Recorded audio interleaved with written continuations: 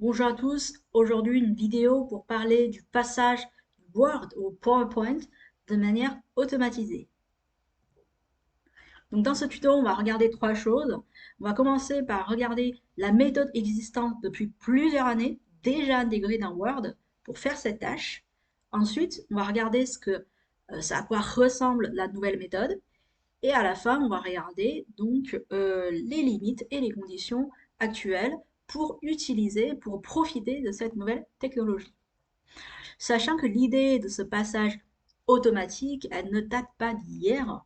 Microsoft Word a déjà intégré une fonctionnalité qui s'appelle envoyer vers Microsoft PowerPoint, donc depuis plusieurs années. Donc si vous êtes curieux de savoir comment faire afficher cette petite icône, voilà, qui est en haut à gauche, je vais mettre un lien d'une vidéo, d'un tuto en bas de cette vidéo elle-même. Donc, la condition d'utiliser donc cet outil-là est que notre document doit être bien structuré. Qu'est-ce que ça veut dire? C'est-à-dire à chaque fois, j'ai besoin de créer un nouvel diapo, donc j'ai besoin de choisir, hein, de mettre mon texte en titre 1. Donc, dans ce cas-là, le logiciel va reconnaître comme quoi j'ai besoin d'une nouvelle diapo et bah, voici le titre. Ensuite, si j'ai besoin de créer des petits items dedans, je vais utiliser donc titre 2. Voilà, ce sont des conditions en fait qu'on doit remplir pour que le logiciel reconnaisse notre structuration de présentation. Alors, on va regarder tout de suite qu'est-ce que ça donne. Donc voilà, il m'a créé trois slides. Dans la deuxième slide, j'ai bien les trois items. Et dans la troisième slide, j'ai bien les deux items. Alors, on est d'accord que ce n'est pas le meilleur support du monde, mais c'est déjà un bon début et quelque chose qui fonctionne. Donc plus récemment, on a une version qui est plus puissante grâce à l'arrivée d'IA, donc pour réaliser cette tâche. Donc on va regarder tout de suite. Donc pour commencer, pareil, j'aurais besoin d'un document qui est bien structuré avec, donc là ici, le style heading 1. Heading 1, c'est titre 1, hein. Et ensuite, pourquoi pas des items. Maintenant, ils sont capables justement de détecter directement des items. Pour faire la transformation, je vais dans File, ensuite je vais dans Export et je vais aller vers ce Export to PowerPoint Presentation. Entre parenthèses, preview, ça veut dire qu'on est toujours sur la version bêta, donc les gens sont en train de le tester. Alors qu'est-ce que ça donne? Donc là déjà, il me demande quelque chose. Ah, qu'est-ce qu'il me propose? Il me propose des thèmes. En fait, déjà, j'aurais pas quelque chose qui est noir et blanc, j'aurais quelque chose bah, avec un thème plutôt sympa, et si ça me plaît pas, je peux regarder d'autres thèmes, etc. Bon, on va prendre un peu par hasard, on prend celui-là par exemple, et on va regarder ce que ça donne. Vous voyez, en 2 secondes de temps, il y a une présentation créée.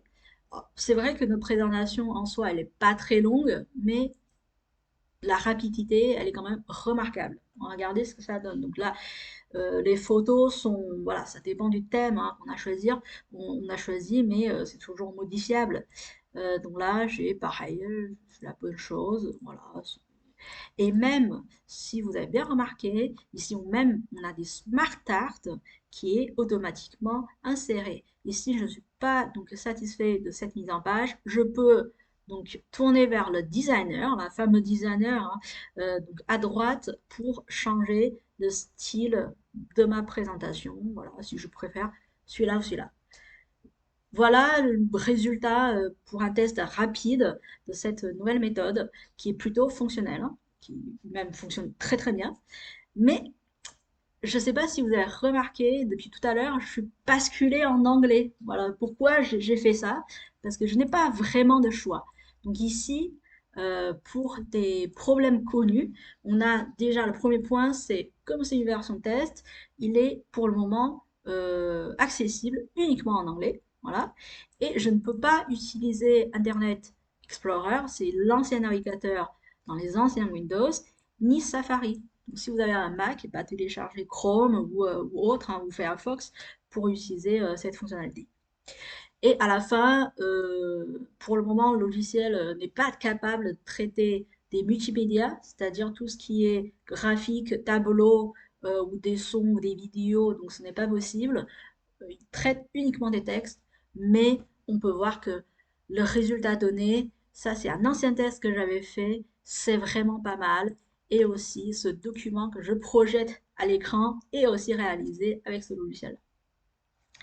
Donc, pour conclure, on va continuer à veiller aux évolutions prochaines que Microsoft va nous proposer et on va regarder voilà, ce qu'il y aura comme changement.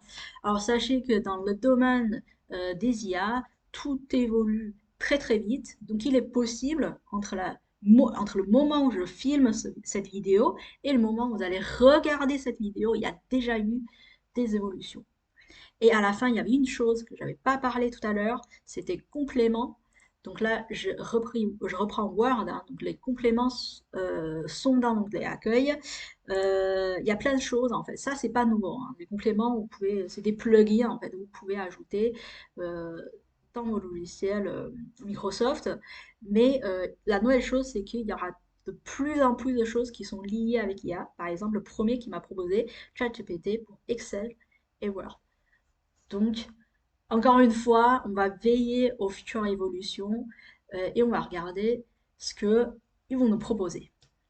Voilà pour cette vidéo de tuto. J'espère que ça vous a plu et que ça vous a apporté des informations intéressantes et utiles.